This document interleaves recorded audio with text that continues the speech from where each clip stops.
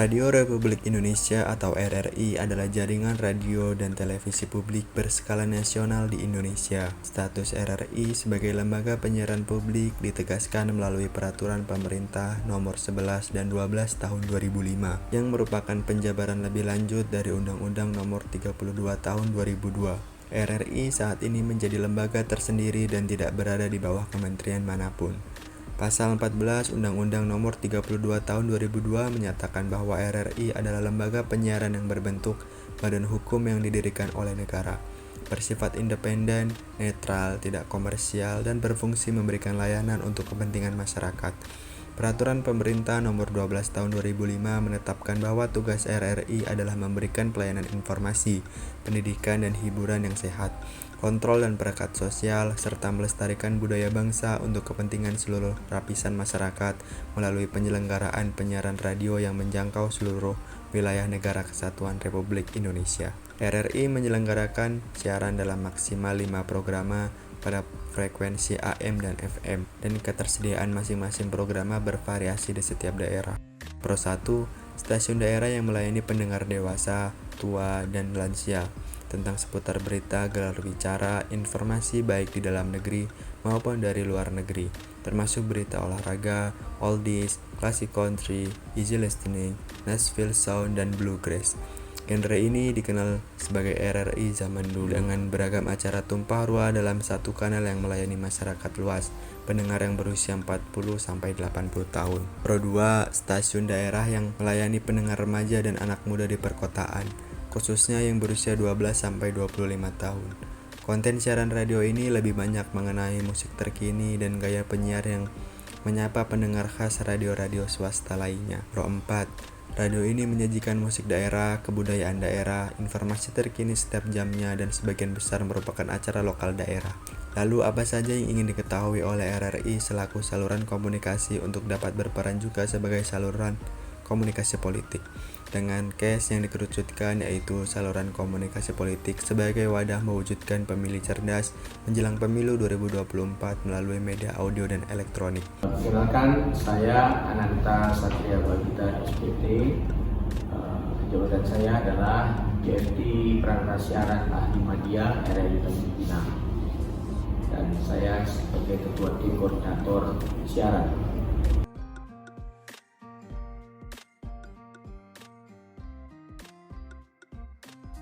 RRI mempunyai tanggung jawab sebagai radio publik dan juga sebagai radio negara yang program-program siarannya itu dalam rangka pemilu 2024 adalah netral, independen. Kita juga sudah mempunyai program-program dalam rangka mengedukasi masyarakat mengenai pemilu ini. Di antaranya adalah Gerakan Cerdas Memilih. Gerakan Cerdas Memilih yang sudah kita laksanakan beberapa bulan lalu. Kemudian juga dialog-dialog secara intensif mengenai pembelajaran atau pemberitahuan, edukasi kepada masyarakat mengenai pemilu ini, mulai dari sebelum pelaksanaan tahapan-tahapan pemilu itu sendiri, atau ketika pemilu itu dan sesudah pemilu itu berlangsung. Jadi ini merupakan tanggung jawab kita sebagai radio negara, radio publik, yang harus masyarakat ketahui bahwa RRI sudah melaksanakan, sudah membuat, dan sudah mengajak untuk masyarakat ikut berperan aktif dalam menyukseskan pemilu 2024 ini. Ya. Jadi tidak ada kata lagi golput.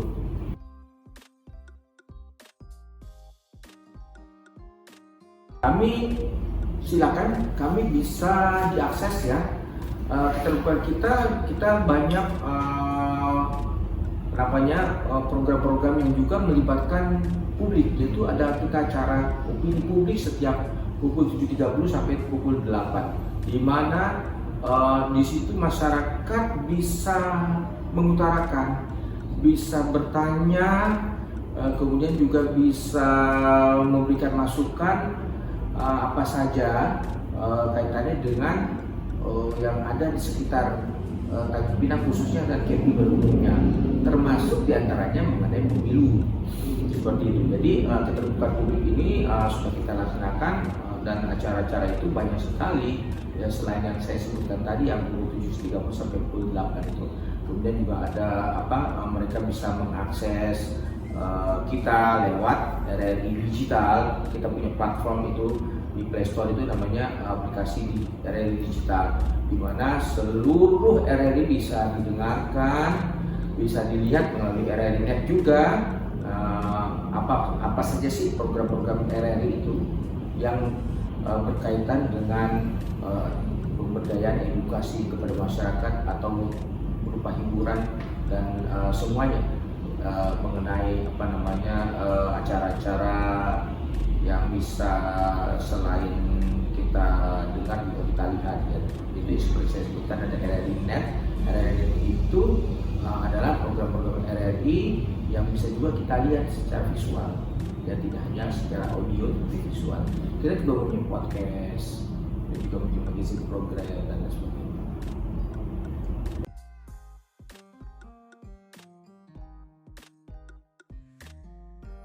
Caleg ini tentunya kan banyak. Kita tidak mungkin mengakomodir semua caleg-caleg yang ada, karena ratusan caleg. Umpamanya kita misalnya beri saja 200 caleg, satu caleg itu 5 menit, itu sudah berapa 1000 menit. Sedangkan kita punya program itu harus berjalan. Tetapi mereka tidak usah khawatir, karena kita juga tentu akan menyebutkan beberapa caleg-caleg tersebut dari partai mana, yang tentunya masyarakat juga tahu bahwa ini caleg si A, ini dari partai ini, pilihan ini. Nah, ini udah berupa adlib saja, tapi untuk nanti ke depannya, insya Allah misalnya kalau memang partai-partai itu sendiri ingin mensosialisasikan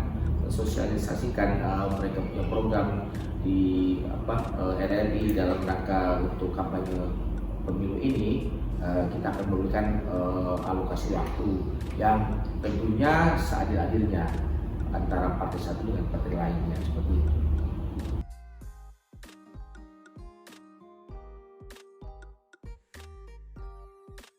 Sejauh ini kita tidak pernah berat sebelah, karena RRI itu prinsipnya adalah independen ya. Kita juga alhamdulillah masyarakat juga tidak ada komplain mengenai RRI yang berat sebelah mengenai salah satu politik atau memihak salah satu partai politik, dan karena itu memang bukan tujuan kita. Tujuan RRI adalah sebagai tempat wadah atau sebagai suatu instansi yang memang menaungi semua kepentingan masyarakat. Dan adapun pengaduan-pengaduan itu seperti saya sebutkan tadi sebelumnya juga bisa disalurkan melalui acara-acara, kemudian disampaikan. Nanti kita akan teruskan kepada misalnya instansi yang terkait, misalnya Kominfo, nanti akan diteruskan kembali kepada dinas-dinas SKPD yang dituju seperti itu. Juga kita ada buku panduan, ada maksudnya buku kepuasan pendengar, di mana ketika narasumber sudah melakukan siaran di RRI, mereka akan mengisi buku itu, bagaimana tanggapan mereka tentang siaran RRI.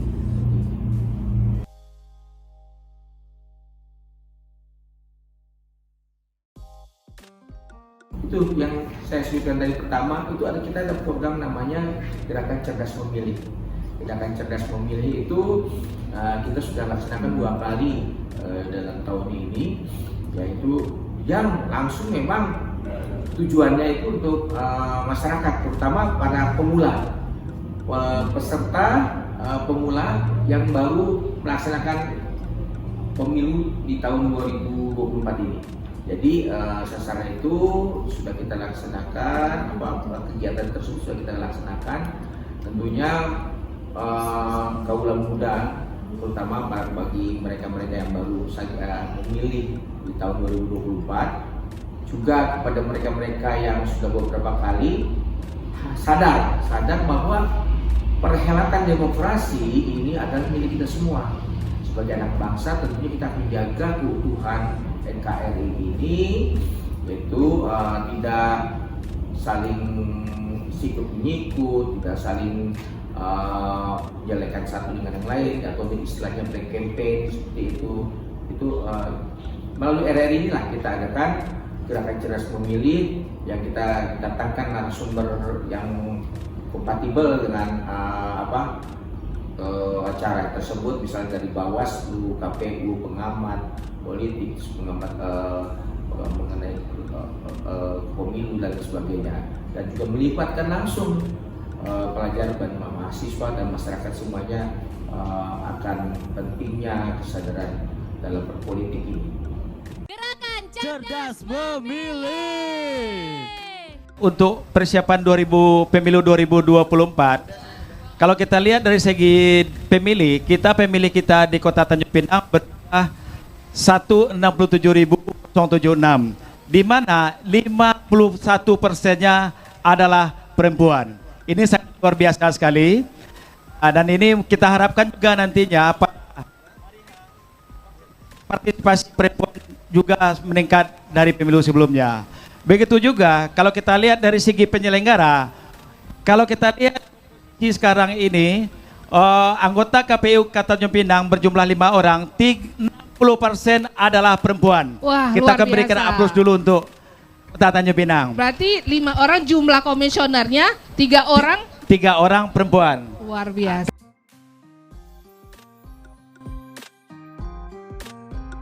Jadi adil ada, karena kita sebelum mereka bersiaran kita kan tanyakan dulu tujuannya apa, dan syaratnya dan topiknya apa yang ambil. Kita kan tahu misalnya kalau misalnya dia bacalah tentu tidak akan kita perbolehkan, karena memang aturan mainnya kan kalau di satu orang diberikan kebebasan nanti yang lain menuntut, dan itu kita juga tidak menginginkan itu, karena RRI ini walaupun radio publik, tetapi ada batasan-batasan tertentu bagi para caleg atau caleg-caleg ini atau partai-partai untuk mensosialisasi atau mempromosikan atau mengkampanyekan program-program mereka. Itu ada aturan-aturan mainnya, ya, yang seperti saya sebutkan tadi. Misalnya partai A ingin berkampanye, silakan saja, tetapi waktunya misalnya 3 menit, ya partai lain juga harus 3 menit seperti itu, dan waktunya akan kita atur. Seperti juga RRI lain juga mengatur bahwa mereka mengkampanyekan itu di hari apa, misalnya partai A di hari Senin di jam 10 sampai jam 10 jam seperti itu. Nanti kita akan atur semua. Saluran komunikasi memiliki peran penting dalam mewujudkan pemilih cerdas menjelang pemilihan umum tahun 2024 melalui media audio dan elektronik. Dalam era digital ini, media audio dan elektronik menjadi sarana yang efektif untuk menyampaikan informasi politik kepada masyarakat. Saluran komunikasi politik melalui media audio seperti radio dapat mencapai pendengar di berbagai wilayah dengan biaya yang relatif murah. Radio masih menjadi sumber informasi utama bagi banyak orang, terutama di daerah pedesaan yang sulit dijangkau oleh media lainnya. Melalui program-program politik yang disiarkan secara rutin, pemilih mendapatkan pengetahuan tentang calon-calon dan partai politik serta visi misi mereka. Kesimpulan dari saluran komunikasi politik sebagai wadah untuk mewujudkan pemilih cerdas tidak hanya terletak pada penggunaan media audio dan elektronik saja. Penting juga untuk mengedepankan integritas dan objektivitas dalam penyampaian informasi agar para pemilih mendapatkan gambaran yang akurat tentang calon-calon tersebut. Dalam konteks pemilu 2024, saluran komunikasi politik melalui media audio dan elektronik memiliki peran yang sangat penting dalam membentuk pemilih yang cerdas. Namun, perlu diingat bahwa pemilih cerdas tidak hanya mendapatkan informasi saja, tetapi juga mampu menganalisis dan memahami informasi tersebut secara kritis. Oleh karena itu, pendidikan politik yang baik juga harus diberikan kepada masyarakat agar mereka menjadi pemilih yang cerdas dan bertanggung jawab.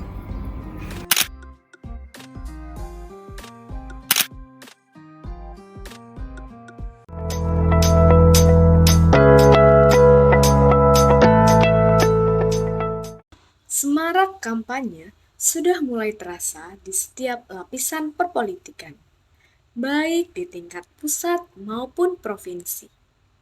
Kampanye tidak akan lepas dengan istilah propaganda. Propaganda merupakan sebuah kalimat yang memiliki kaitan erat dengan partai politik.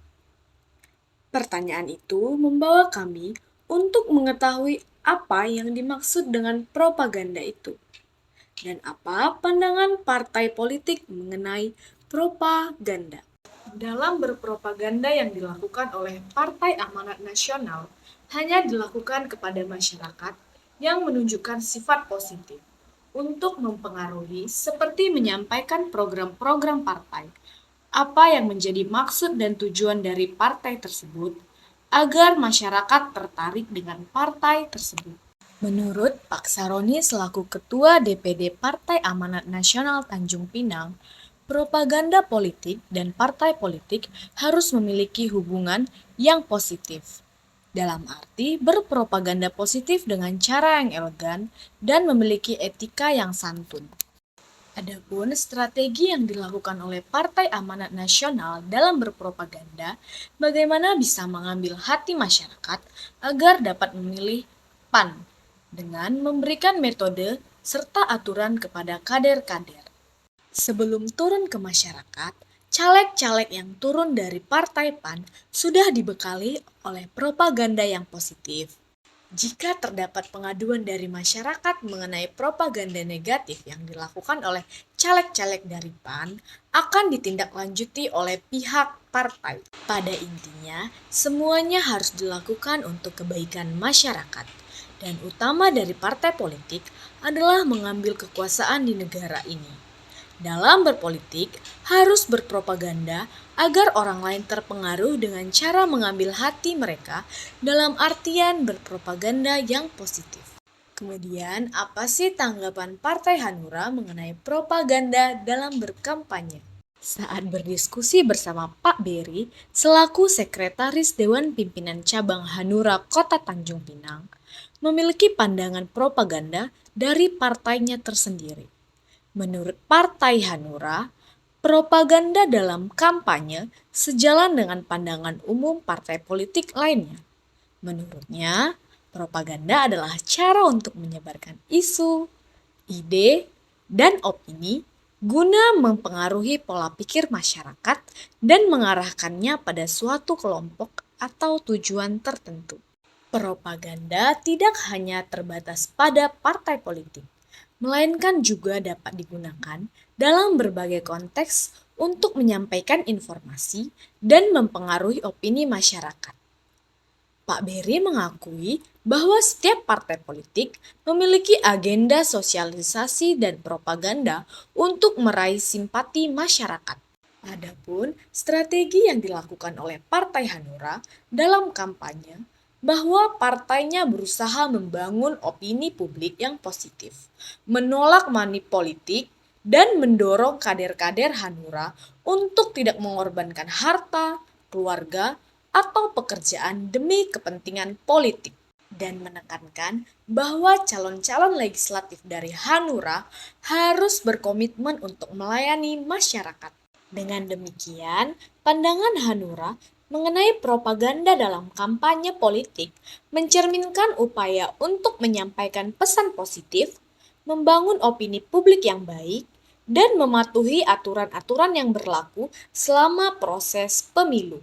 Untuk mengulik lebih lanjut, kami mendatangi Partai PDI Perjuangan untuk membahas mengenai propaganda dari pandangan PDI Perjuangan. Apa sih pandangan PDI Perjuangan mengenai propaganda? Menurut Partai PDI Perjuangan, propaganda adalah cara menyampaikan informasi, ide, gagasan, opini kepada sasaran agar sasaran tersebut mengikuti sesuatu yang disampaikan. Semua partai di Indonesia memiliki propaganda, termasuk PDI Perjuangan. PDI Perjuangan mengenal propaganda dibagi menjadi 3 jenis, yaitu propaganda putih. Propaganda putih seringkali berbicara berdasarkan data yang dapat dipertanggungjawabkan. Yang kedua, ada propaganda abu-abu, hampir mengarah ke propaganda hitam yang bersifat tidak jelas. Dan yang terakhir, ada propaganda hitam, sering dikenal dengan nama Black Campaign atau kampanye gelap. PDI Perjuangan melarang keras melakukan Black Campaign atau kampanye hitam. Menurut Pak Gede selaku staf PDI Perjuangan, propaganda memiliki dampak positif dan negatif, kembali lagi kepada pemikiran masyarakat. PDI Perjuangan selalu membuktikan apa yang mereka sampaikan dapat diwujudkan sehingga mereka dapat kepercayaan dari masyarakat. Hal ini dibuktikan dengan 2 kalinya terpilih presiden usungan dari Partai PDI Perjuangan. Calon anggota legislatif yang turun dari PDI Perjuangan harus melakukan tes psikotes, yang mana dari tes tersebut dapat menghasilkan calon-calon legislatif yang tidak akan melakukan propaganda hitam. PDI Perjuangan juga melakukan propaganda-propaganda yang bisa dibuktikan melalui data, sehingga kepercayaan terhadap masyarakat dapat dipertanggungjawabkan. Kemudian, bagaimana tanggapan Partai Golkar menilik masalah propaganda dalam berkampanye? Dalam berpropaganda, Partai Golkar hanya menekankan pada konsep mereka, yaitu Golkar menang, masyarakat sejahtera. Partai Golkar juga menggunakan media menjadi salah satu sarana dalam berpropaganda. Menurut Bapak Abdul Rashid selaku Wakil Sekretaris Golkar, propaganda memiliki efek yang positif dan negatif. Dalam berkampanye juga, Golkar terus mempropagandakan mengenai program partai politik mereka. Memang dari dulu, Partai Golkar tidak pernah terlepas memiliki tujuan mensejahterakan masyarakat. Di dalam kampanye, Partai Golkar tetap menggunakan itu, bahwa program Golkar jelas mensejahterakan masyarakat. Strategi yang disiapkan Partai Golkar dalam menghadapi propaganda dalam kampanye ialah membekali para calon-calon legislatif yang akan naik. Mereka dibekali dengan tujuan untuk mensejahterakan masyarakat. Jika sudah duduk menjadi anggota dewan, kebijakan itu yang akan dibutuhkan, di mana kebijakan itu harus pro dengan rakyat. Jika calon anggota legislatif dari Golkar yang duduk menjadi anggota legislatif, mereka sudah terbekali dengan kebijakan untuk mensejahterakan masyarakat. Maka darinya, Partai Golkar selalu mempropagandakan yang menjadi tujuan utama dari partai mereka, yaitu mensejahterakan masyarakat. Kemudian, partai yang kami kunjungi untuk berdiskusi mengenai pandangan terhadap propaganda, yaitu Partai P3, Partai Persatuan Pembangunan Kota Tanjung Pinang. Bagaimana pandangan Partai P3 dalam menanggapi masalah propaganda? Partai Persatuan Pembangunan memiliki pandangan yang konsisten terhadap propaganda dalam kampanye politik. Partai Persatuan Pembangunan menekankan pentingnya konsekuensi dan keterlibatan aktif dari pengurus partai, baik di tingkat kecamatan, distrik, dan cabang, untuk mengembangkan dan meningkatkan suara dari pemilih Partai Persatuan Pembangunan. Menjelang pemilu, fokus utama propaganda Partai Persatuan Pembangunan adalah meraih suara sebanyak-banyak mungkin untuk mencapai satu perwakilan di DPR kota, yang bertujuan memberikan mereka kekuatan untuk memajukan agenda pembangunan kota. Partai Persatuan Pembangunan juga menyoroti strategi untuk menarik dukungan dari generasi milenial sebagai target utama, dengan tujuan meningkatkan jumlah kursi yang mereka peroleh di setiap pemilu. Upaya ini dimaksudkan untuk mencapai hasil yang lebih baik dari pemilu sebelumnya, dengan target minimal 3 kursi untuk memastikan peran yang lebih signifikan dalam pengambilan keputusan. Propaganda juga diartikan sebagai strategi untuk memenangkan pemilu pada tahun 2024. Menurut Bapak Muhammad Hedari selaku salah satu staf Partai Persatuan Pembangunan, salah satu target besar dari Partai Persatuan Pembangunan dalam berkampanye adalah generasi milenial. Partai Persatuan Pembangunan mengikuti kemana arah yang lebih disukai oleh para kaum milenial. Contohnya, Partai Persatuan Pembangunan sudah melakukan kampanye melalui media sosial.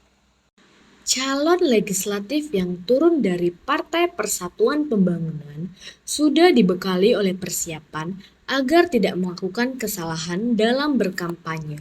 Jika calon legislatif yang turun ke masyarakat melakukan propaganda yang buruk, akan dikenai sanksi oleh Partai Persatuan Pembangunan.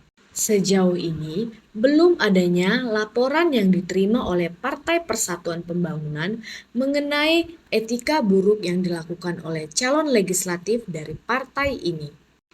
Propaganda yang dilakukan oleh Partai Persatuan Pembangunan tidak akan pernah bersenggolan atau bersinggungan dengan partai lainnya. Dan partai terakhir yang kami kunjungi untuk berdiskusi mengenai pandangan partai politik terhadap propaganda yaitu Partai Kebangkitan Bangsa. Menurut pandangan dari Partai Kebangkitan Bangsa mengenai propaganda merupakan hal yang harus diwaspadai, karena propaganda merupakan salah satu trik dari politik yang akan dapat berakibatkan memecah belahkan masyarakat jika tidak diawasi. Menurut Bapak Yandi Andrian selaku Ketua Dewan Pimpinan Cabang Partai Kebangkitan Bangsa, propaganda memiliki segi negatif dan positif. Dalam melihat sisi positif dan negatifnya propaganda, perlu yang dinamakan manajemen konflik, merupakan salah satu trik untuk membesarkan suara seseorang yang dinamakan trik politik. Partai Kebangkitan Bangsa juga memainkan peran media dalam sarana berkampanye. Menurut Partai Kebangkitan Bangsa juga, propaganda merupakan cara bagaimana menggiring opini kepada publik. Partai Kebangkitan Bangsa juga menegaskan kepada setiap calon anggota legislatif yang turun dari partai ini untuk melakukan propaganda yang baik. Ketika ada propaganda negatif yang dilakukan oleh calon legislatif dari Partai Kebangkitan Bangsa, partai tersebut merespon dengan memberikan sanksi dan memastikan tidak adanya fitnah serta isu-isu yang menyesatkan, yang mana akan menyebabkan pelanggaran dari etika berpolitik. Untuk mengatasi propaganda, strategi yang diusulkan adalah konsolidasi partai dengan masyarakat melalui komunikasi untuk mengklarifikasi isu-isu miring dan memastikan penjelasan yang jelas kepada publik. Partai Kebangkitan Bangsa juga memiliki target sasaran yaitu kaum-kaum milenial.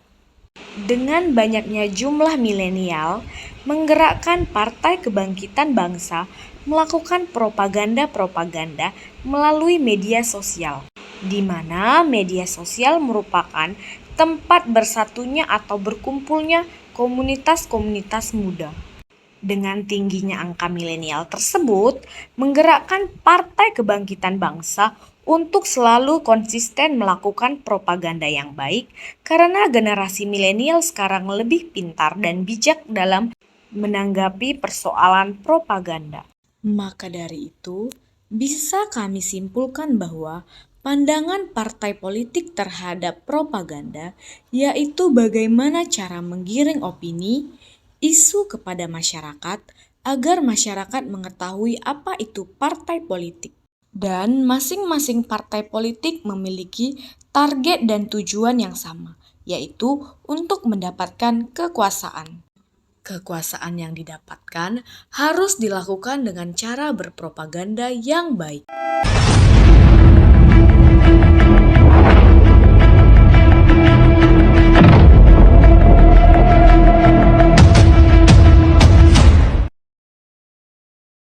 Saya tidak lagi akan panjang berpidato.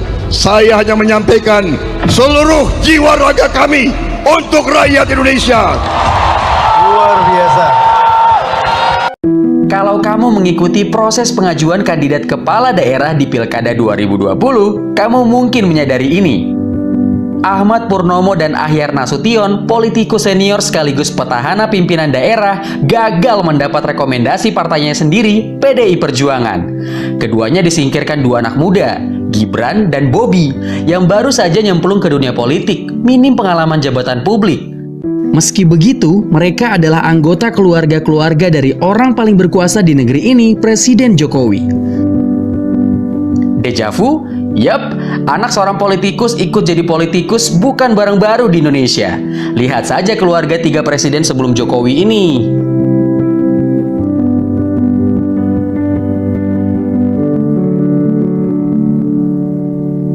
Para ahli menyebutnya dinasti politik. Dan bicara Pilkada 2020, ada lebih dari 140 anggota dinasti politik bertarung di gelaran itu. Agitasi kampanye politik adalah strategi yang digunakan oleh partai atau individu dalam politik untuk mempengaruhi opini publik dan mempengaruhi hasil pemilihan atau kebijakan. Mereka menggunakan berbagai metode agitasi untuk memanipulasi opini publik, mulai dari retorika provokatif hingga penyebaran narasi palsu. Agitasi dinasti politik ini menggunakan kendali media massa untuk menciptakan citra positif bagi pemimpin mereka, sementara secara diam-diam menghalangi suara oposisi. Agitasi ini juga melibatkan pencemaran nama baik lawan politik dan penggunaan isu-isu sensitif untuk memecah belah masyarakat.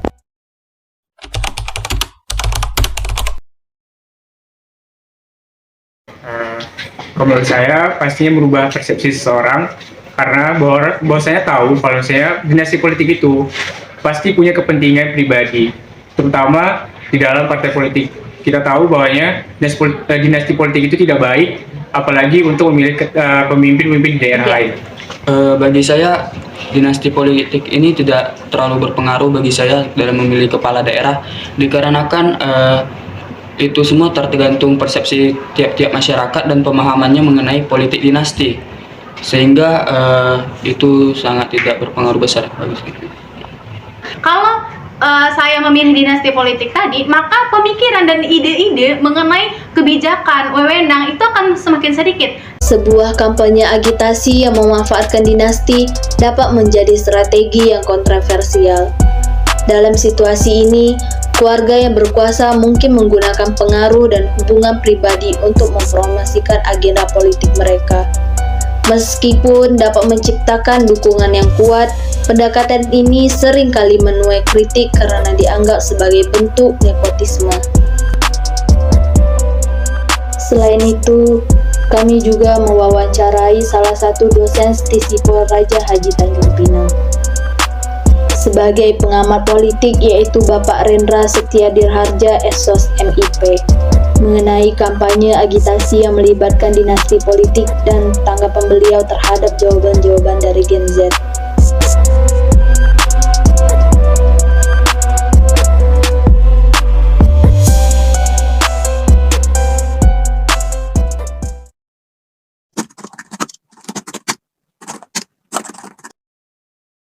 Ya, dinasti ini kan tergantung ya kita pemilihan apa. Dinasti ini sebenarnya di beberapa semua fenomena politik itu ada. Dinasti ini kan bukan berarti kerajaan ya, tapi ada keturunan dari pemimpin sebelumnya, entah itu istri, bukan saja keturunan, tapi keluarga, istri, anak dan sebagainya. Nah, pengaruhnya tetap ada, tetapi saya kira saat ini tidak signifikan. Karena masyarakat sudah cerdas melihat rekam jejak daripada calon-calon itu. Jadi dinasti politik ini terhadap dinasti Z khususnya masih muda tetap ada, karena dia memberikan influence oh ternyata anak si A, istri si ini, keluarga si ini bisa ikut. Nah, makanya banyak menjamur beberapa fenomena politik, baik di kota kita, di provinsi, ataupun di manapun itu, kabupaten kota lainnya juga terjadi sedemikian.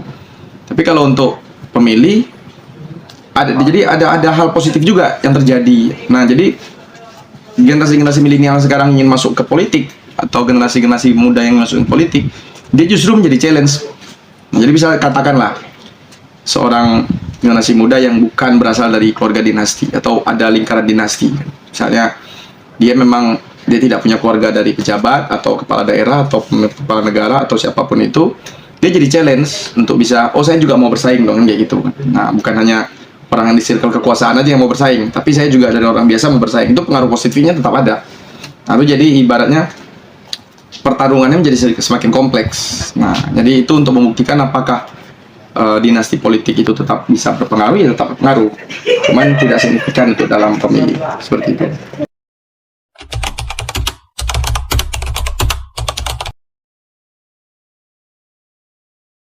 Ya, dinasti politik itu dalam politik tidak diharamkan. Tidak ada dalil haram. Apalagi kita negara demokrasi. Nah, di ranah demokrasi tidak diharamkan dinasti politik itu. Siapapun boleh. Karena untuk dipilih dan memilih itu semua hak warga negara. Yang menjadi persoalan kan proses sebenarnya. Dinasti politik itu yang menjadi persoalan di mata masyarakat itu sebenarnya proses. Untuk misalnya ada si A punya istri, punya anak untuk masuk ke ranah politik itu sah saja, tidak ada yang mengharamkan. Asal proses politiknya dari bawah ke atas itu berjalan. Nah, proses itulah yang menentukan kualitas. Nah, yang menjadi masalah kan ketika begini, misalnya tiba-tiba karena circle dinasti dia belum pernah punya pengalaman dalam politik, tiba-tiba naik. Nah, tiba-tiba menjadi calon ini ya. Saya tidak mau tendensi kemanapun lah, karena banyak sekali contohnya kan begitu. Nah, itu yang menjadi persoalan di situ. Masyarakat umum, masyarakat halayak ramai menilai kok seperti ini sih begitu. Bukan tidak boleh saja, asal tadi mereka punya kualitas, rekam jejak dan kemampuan yang mumpuni. Ketika mereka punya kualitas, rekam jejak dan mumpuni, saya kira itu tak jadi masalah. Bahkan di negara tetangga kita di Malaysia juga, kalau belajar sejarah, beberapa Perdana Menteri juga dinasti politik. Anak dari Perdana Menteri sebelumnya, yang gitu. Tapi prosesnya panjang, tidak instan, tidak ucuk-ucuk misalnya 5 tahun di periode ini, kemudian jadi yang keluarganya lagi jadi, tidak seperti itu. Tapi anaknya berproses, mulai dari mungkin tingkat eskalasi kompetisi politik yang mulai dari rendah dulu, tingkat daerah, tingkat provinsi, atau menjadi ketua DPRD misalnya, atau pernah jadi wali kota dulu, pernah jadi gubernur, kemudian naik ke ranah pusat dan seterusnya. Ya, asalkan dia teruji secara kualitas, tak jadi masalah.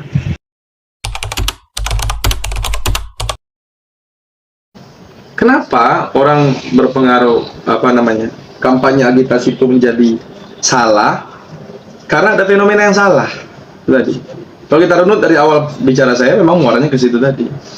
Kenapa orang menjadi salah mengagitasikan dinasti politik jadi salah dan kemudian menjadi satu yang negatif? Karena memang yang dicalonkan itu prosesnya salah. Nah, kenapa selama ini tadi kan sebelum ada pencalonan inilah katakan tadi, atau belum ada fenomena yang dekat-dekat ini, itu menjadi biasa-biasa aja karena orang melihatnya nggak ada yang salah, wajar-wajar aja. Saya kira ada juga yang salah sebenarnya. Nah, di beberapa kita nggak usah sebut mereknya lah, tapi ada juga beberapa yang kurang tepat menurut saya. Salah sih tidak, kurang tepat. Dia baik tapi tidak benar, ibarat begitu. Atau tidak menjadi satu kampanye buruk begitu kan. Nah, kenapa selama ini menjadi agitasinya negatif atau kampanye negatif? Karena proses menuju ke situ yang menurut masyarakat itu salah gitu. Kenapa? Makanya ada orang bertanya, kalau dia bukan si anak si ini, kalau dia bukan istri si ini, kalau dia bukan saudara si ini, kalau dia bukan menantu si ini, dicalonkan nggak sih? Kan kayak gitu. Nah, itu pernyataan itu lahir karena sesuatu fenomena yang salah. Fenomena yang masyarakat lihat, kok begini banget loh gitu. Ya. Ibaratnya, kalaupun ia mau jadi, ya nanti dulu gitu. Kalaupun mau jadi aktor politik, ya nanti dulu, dididik dulu, selesaikan dulu tingkat paling bawah, naik ke provinsi, baru sampai negara misalnya. Atau kalau dia mau jadi kepala daerah di daerah provinsi, mungkin dia jadi bupati dulu, atau dia jadi ketua DPRD dulu, atau minimal ketua organisasi yang besar. Orang nggak ada salah kalau seperti itu. Nah, tapi persoalan yang menjadi negatif kampanye itu, oh jangan pilih dinasti politik. Karena yang bilang jangan pilih dinasti politik juga salah menerjemahkan. Salah menerjemahkan karena apa? Sosok yang dicalonkan itu melalui proses yang tidak kurang baik, bukan salah, kurang baik. Dia punya kemampuan tetapi tidak bertahap. Andai kata 10-15 tahun lagi itu terjadi, mungkin tak ada jadi masalah. Ya. Ini kan baru 5 tahunan ini gitu. Nah, kalau dia terjadinya 10-5 tahun yang akan datang atau 20 akan datang, orang nggak akan salahkan itu. Orang nama circle dinastinya pasti akan hilang. Kalau timingnya 10-20 tahun akan datang, berapa periode lagi itu berarti? Kalau 10 tahun berarti 2 periode. Kalau 15 3 periode. Nah, katakanlah 4 periode lagi atau paling cepat 3 periode lagi, orang nggak akan teriak. Nggak akan ada kampanye, oh jangan pilih dinasti politik, nggak akan ada. Dinastinya pasti akan hilang. Dapat disimpulkan bahwa politik dinasti tidak selalu memiliki dampak negatif. Kunci utamanya terletak pada bagaimana pemimpin dari dinasti politik menjalankan tugas dan tanggung jawab mereka dengan profesionalisme, kejujuran, dan keadilan. Masyarakat juga perlu kritis dan cerdas dalam memilih dan mengawasi pemimpin mereka untuk mencegah terperangkap dalam siklus politik dinasti yang merugikan. Dinasti politik adalah realitas yang sulit dihindari dalam sistem demokrasi. Namun, perlu diawasi agar tidak melanggar prinsip-prinsip demokrasi. Dinasti politik dan kampanye agitasi memiliki pengaruh terhadap persepsi dan pilihan politik generasi Z. Meskipun sebagian besar Gen Z menilai negatif adanya dinasti politik, ada juga yang berpendapat bahwa dinasti politik tidak merubah pandangan mereka secara keseluruhan. Mayoritas Gen Z akan memilih kepala daerah dengan latar belakang dinasti politik asalkan memiliki kualitas dan kompetensi lainnya. Menurut pengamat politik, Bapak Rendra Setiadirharja, dinasti politik dapat berpengaruh pada pemilihan di Kepri, tetapi tidak signifikan karena Gen Z sudah cerdas dalam melihat rekam jejak calon pemimpin. Beliau juga menekankan pentingnya pemahaman Gen Z tentang dinasti politik dan proses kampanye, serta selektivitas dalam menerima informasi. Kampanye agitasi dengan dinasti politik dapat merugikan pihak yang dianggap menerapkan dinasti politik. Oleh karena itu, kampanye agitasi politik ini memberikan pengaruh kepada generasi Z terhadap dinasti politik yang terjadi di Indonesia.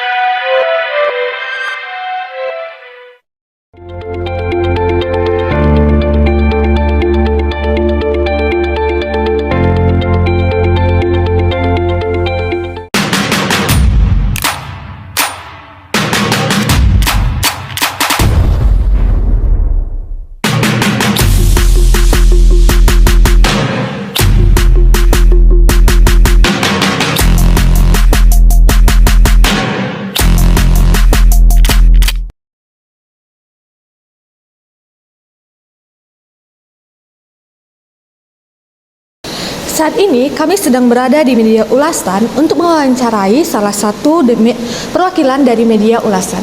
Terkait bagaimana media ulasan membungkus branding politisi atau caleg dalam hal komunikasi politik menjelang waktu pemilu. Akankah media ulasan menjunjung tinggi asas keberimbangan dan kenetralan? Ulasan menjadi media corong karena memiliki kekasan dalam membuat suatu peliputan yang menyangkut perpolitikan.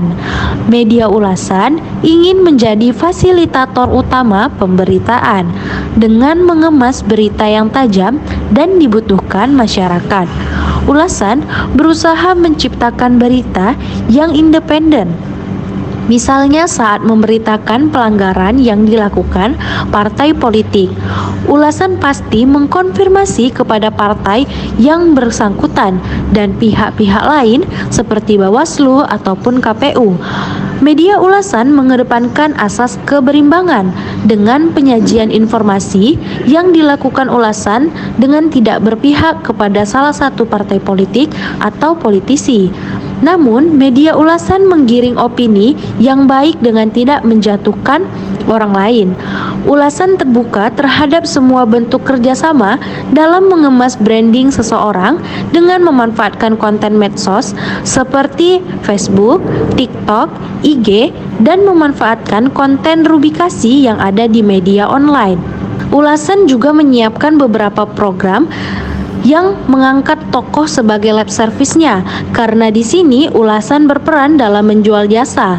Ulasan akan mengundang politisi atau calon legislatif untuk datang ke program yang ada di media ulasan dengan mengangkat brandingnya dari sisi bisnis, organisasi, dan lain-lain, tidak dari sisi pencalekannya, karena hal itu dapat beresiko bagi media ulasan ataupun bagi pihak yang bekerja sama.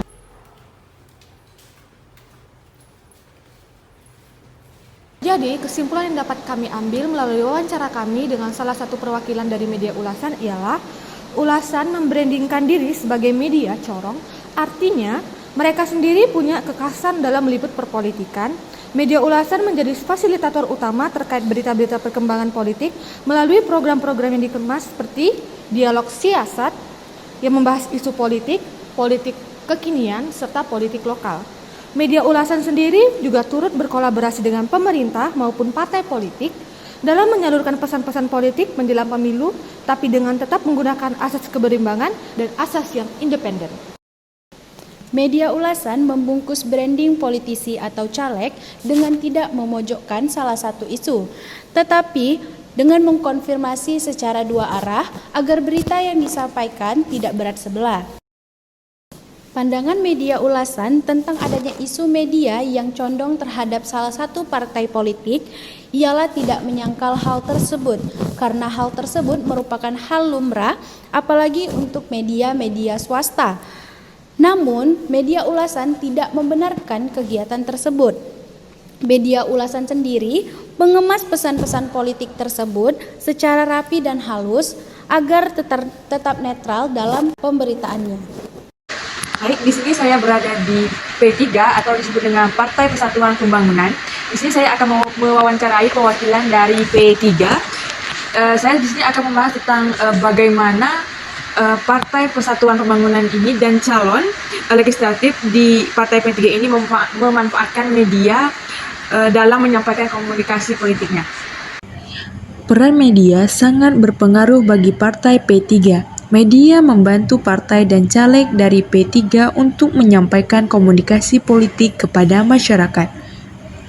P3 sendiri memanfaatkan media sosial seperti Instagram, Facebook, WhatsApp untuk mempromosikan caleg dari partai politik P3. P3 juga menggunakan baliho untuk menarik simpati masyarakat. Partai P3 sangat memanfaatkan media dalam menyampaikan komunikasi politiknya dengan cara membuat akun di media sosial untuk membantu memberitahu visi misi, program, rekaman jejak dan prestasi mereka kepada publik. Juga membangun citra positif dan reputasi mereka di mata publik untuk mendapatkan dukungan dan simpatisme yang lebih kepada masyarakat. Partai P3 sangat terbuka dalam menyampaikan informasi politiknya kepada wartawan. Dalam masa yang sebentar lagi memasuki waktu kampanye, P3 menyampaikan komunikasi politik tidak menggunakan unsur paksaan dan patuh terhadap aturan. Partai P3 menonjolkan keterbukaan informasi dengan memberikan akses yang luas kepada wartawan untuk mendapatkan dan menyampaikan berita terkait aktivitas politik mereka.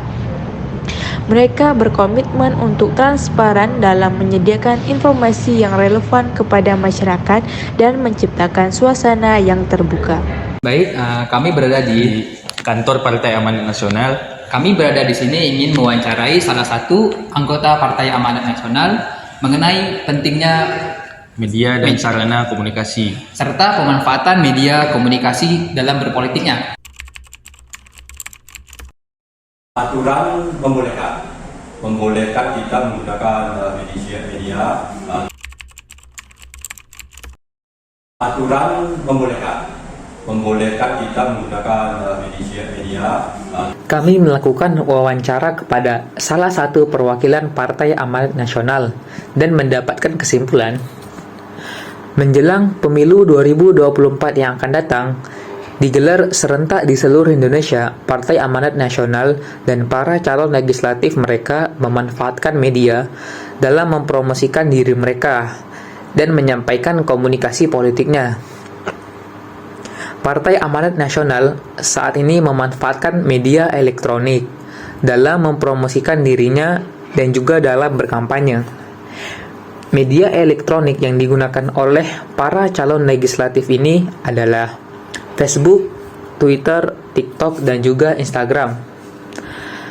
Akan tetapi, akun-akun tersebut harus didaftarkan terlebih dahulu di Sistem Informasi Kampanye dan Dana Kampanye atau yang disingkat SIKADK. SIKADK ini merupakan hal-hal baru bagi para partai politik yang ada di Indonesia. Karena pada tahun 2019, SIKADK belum dilaksanakan di Indonesia. SIKADK ini juga masih tahap uji coba. Saat ini, Partai Amanat Nasional belum berkolaborasi dengan TV dan radio yang ada di Tanjung Pinang. Jadi, bagaimana peran partai politik dalam memanfaatkan media? Dari Partai PAN sendiri memandang bahwa media sangat penting sebagai sarana dalam menyampaikan saluran komunikasi. Pemanfaatannya melalui media sosial serta media cetak, tetapi sejauh ini Partai PAN belum menggunakan media lokal sebagai sarana komunikasi politiknya. Baik, sekarang saya lagi berada di media TV Kepri, di mana kami melakukan wawancara bersama salah satu staf yang berada di TV Kepri terkait materi kami mengenai bagaimana peran media dalam menyampaikan informasi politiknya kepada masyarakat. Sejauh mana TV Kepri melihat peran media dalam memfasilitasi komunikasi politik pemerintah selama masa kampanye di wilayah Kepulauan Riau? Nah, kami sebagai TV plat merah, TV Kepri, tetap berpedoman memegang undang-undang penyiaran dan undang-undang pers supaya independen agar tidak terjadi di luar kontrol dan di luar narasi pemberitaan di TV Kepri. Hati-hati untuk melakukan pemberitaan terkait politik, karena kami nggak mau adanya nanti ada unsur kepentingan pribadi, kelompok tertentu yang menderek nanti TV Kepri ke arah sana. Dan inilah kami punya tim yang harus hati-hati untuk melakukan menyajikan, menyuguhkan buat pemirsa dalam pemberitaan di TV Kepri. Baik, selanjutnya bagaimana TV Kepri berkolaborasi dengan pemerintah atau partai politik untuk menjanjikan informasi politik yang seimbang dan informatif kepada pemirsa selama periode kampanye? Kami biasanya dapat undangan dari KPU, terus dari Bawaslu untuk melakukan sosialisasi dalam suatu pemberitaan dan pilkada pemilu ini, ya kan. Namun ada beberapa poin yang harus kami perhatikan, norma dan kaidah dalam pemberitaan. Itu tim redaksi kami di TV Kepri cukup ya hati-hati seperti yang tadi, hati-hati. Dan kami harus setiap pemberitaan apakah itu harus listing, terus rapat redaksi, terus kuisi gambar, narasi, semua itu harus teliti untuk melakukan koreksi supaya agar naik di TV itu nanti ditonton pemirsa tidak terjadi pelanggaran yang sudah diatur oleh Undang-Undang Pers dan Undang-Undang Penyiaran. Peran spesifik TV Kepri dalam membantu audiens memahami isu-isu politik lokal dan nasional selama kampanye pemilu. Peran spesifik TV ya kami cuma hanya sebatas untuk melakukan penyiaran aja, tidak ada lebih kesana kesini, nggak ada. Kami netral karena kami berplat merah, ya kan. Kami netral, kami tidak ada melakukan untuk kesana kesini, nggak ada. Netral, tetap independen sesuai dengan koridor, sesuai dengan undang-undang pers, sesuai dengan undang-undang penyiaran untuk publik lah. gitu. Di mana kesimpulan kami terkait wawancara peran media di dalam komunikasi pemerintahan, yaitu di dalam TV Kepri sendiri mereka berpegang teguh dan berpendirian terhadap Undang-Undang Pers dan Undang-Undang Media. Informasi politiknya mereka sangat netralitas dan tidak mau menjadikan media sebagai alat komunikasi oleh salah satu pihak saja. Baik, saya saat ini sedang berada di salah satu partai politik yaitu PDI Perjuangan. Saya saat ini ingin mewawancarai salah satu narasumber kami yaitu dari PDI Perjuangan. Baiklah, saya ingin bertanya bagaimana partai politik dan calon legislatif di Partai PDI Perjuangan dalam memanfaatkan media dan bagaimana cara menyampaikan komunikasi politiknya tersebut. Kami juga melakukan wawancara kepada salah satu perwakilan dari Partai PDIP, yaitu Pak Gede. Dari Partai PDIP sendiri memaparkan bahwa media merupakan mitra kerja karena membantu penyampaian informasi secara cepat. Partai PDIP mempunyai media di tingkat pusat, namun belum tersedia di tingkat daerah. PDIP tidak pernah membedakan media satu dengan media yang lain. Dalam setiap kegiatannya, PDIP akan mengundang beberapa media, kecuali saat kegiatan partai yang bersifat internal. Partai PDIP menggunakan media sebagai sarana untuk mensosialisasikan sesuai dengan visi misi partai, baik melalui Instagram, Facebook, Twitter, dan lain-lain. Pesan-pesan partai bukan hanya untuk menyebarkan hoax. Partai PDIP sendiri mempunyai tim khusus yang mengatur media, yakni Direktorat Media Massa. Dalam divisi ini mengelola semua pemberitaan yang akan disampaikan kepada masyarakat agar tidak terjadi berita-berita bias yang tidak terbukti kebenarannya. Partai PDIP juga menjunjung tinggi kebebasan pers. Pers bebas membicarakan apapun tanpa intervensi siapapun, namun harus tetap sesuai fakta yang ada di lapangan, sehingga muncul pemberitaan yang berimbang. Dalam wawancara kami bersama Pak Gede, beliau memaparkan bahwa Partai PDIP tingkat daerah sendiri belum ada bekerja sama serta tidak ada keberpihakan media lokal apapun terhadap partainya. Akan tetapi, tentu saja sudah ada wacana-wacana dari Partai PDIP sendiri untuk bekerja sama dengan media-media lokal dalam menyuarakan pesan-pesan politik menjelang pemilu yang akan datang. Pak Gede juga berpesan agar generasi-generasi muda memanfaatkan hak suara sebaik-baiknya dan tidak melakukan golput karena masa depan ada di tangan generasi-generasi muda. Yang dapat saya ambil dari Partai PDI, yaitu PDI menggunakan media sosial itu sebagai penyampaian aspirasi kepada masyarakat, dan PDI menggunakan media sosial seperti WhatsApp, Telegram, Instagram, dan lain-lain yang bersifat media internet. Media memiliki peran sentral dalam membentuk opini dan memberikan informasi politik kepada masyarakat. Dalam penjelasan yang diberikan, kita dapat memahami bagaimana peran media berpengaruh terhadap partai politik dan sebaliknya. Dalam konteks pemilu 2024 nantinya, partai politik menunjukkan penyesuaian dengan perkembangan teknologi melalui pemanfaatan media sosial sebagai alat promosi dan kampanye menunjukkan adaptasi terhadap tren digital yang semakin dominan.